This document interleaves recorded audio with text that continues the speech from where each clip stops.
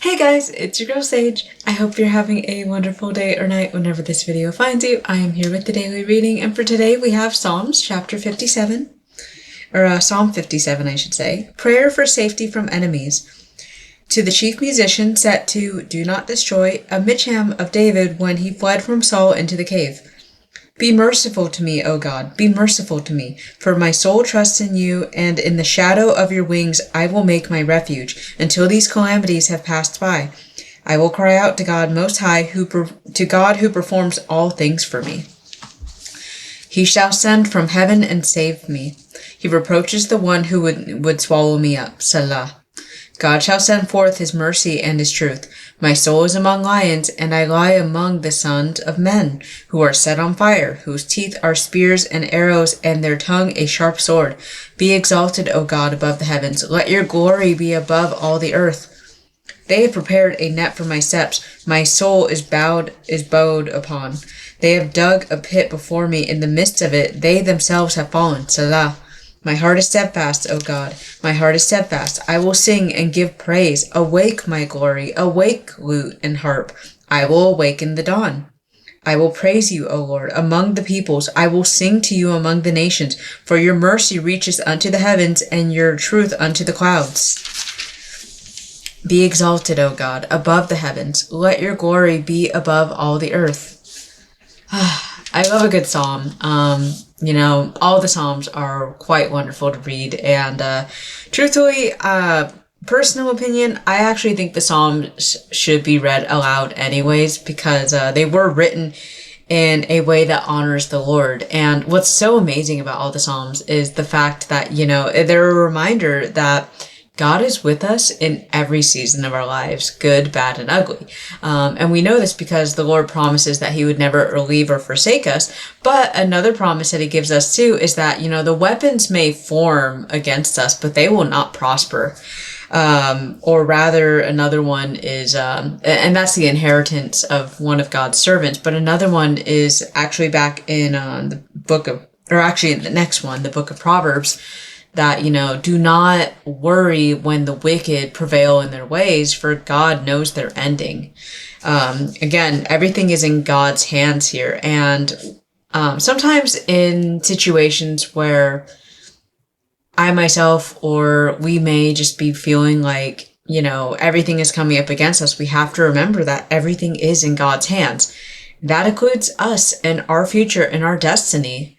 That's also in God's hands. And I don't know about you guys, but I know that being in God's hands is definitely one of the best places to be, especially when you remember that God, he works all things out for the good of those who love him.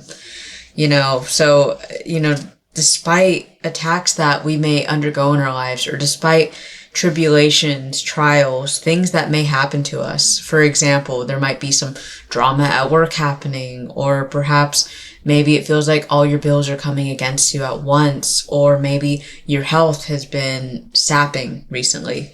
Whatever the case may be, we have to remember that God is in control of all things. God is the one who created everything, including biology, including nature, including circumstances.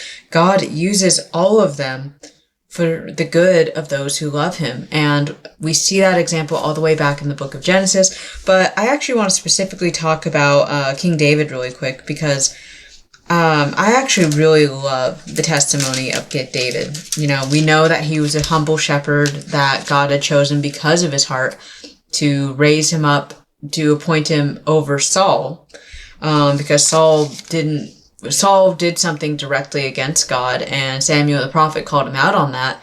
And because of this, now he's raising up David, and Saul sees all this and is becoming increasingly jealous and wants David's head on a platter. But the part right here, this psalm actually comes from when David fled from Saul into the cave. So one thing we know about that is we had people that were on David's side, we had people that were on Saul's side, but there were people that David had once gone out to war with. He had fought amongst these people, and, he laid next to them. They partied whenever they had come back from a successful war. And for them to just turn on him because Saul said so was really hurtful and betraying. That's why he says right here, my soul is among lions. I lie among the sons of men who are set on fire, whose teeth are spears and arrows and their tongue a sharp sword. So, he's describing that they're attacking him, not just with their weapons, but with their words as well. They've turned against him where he was lying among them, but suddenly they turned on him.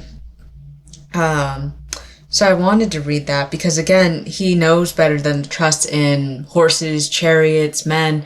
He trusts in the Lord, and it's the Lord that delivers him from his circumstances because, again, the Lord is the one that heard his cry, and he delivered him from his circumstances because the Lord is good, and he protects his servants. But I really love the part where David is running into the cave away from Saul because here's the thing. We see that David is hiding in the cave and Saul comes in looking for him.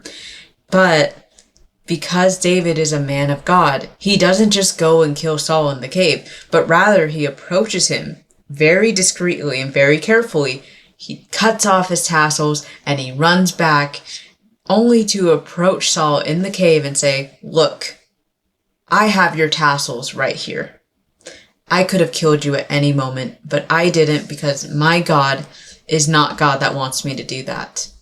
But I want you to know that your life was in my hands and I could have killed you any moment, but I chose not to because my God is faithful and because he respects and loves his God. So it really is one of the more pivotal moments of David's uprising into becoming king over Jerusalem. So I know the chapter was short and sweet, but, I just really love this chapter because it's just a reminder that despite anything that we may be going through in our lives, that, we are safest when we are trusting in the Lord to deliver us from our circumstances, when we surrender, and even when he doesn't. That reminds me of the song, Even If by Mercy Me. Even if the Lord doesn't deliver us from our circumstances when we want him to, right? We have to have trust and faith in him that he is looking out for us. We have to have trust and faith that his love for us is stronger than anything we'll know here on earth. We have to trust that he created us with a purpose and that he drew out the plans for our lives even before we were born. We have to trust that everything he does is for the good of those who love him. And when we love him, we give our lives to him. We surrender our lives and our will to him, and that he has everything in his hands. So we have to trust that that includes the times where we feel unsafe, where we feel like our backs are against the wall, where we feel like we are in the lion's pit. Just a shout out to Daniel there. But in any case, I'm going to go ahead and wrap this video up here. If you guys enjoyed, feel free to subscribe, and until next time, I hope all of y'all take care. Bye-bye!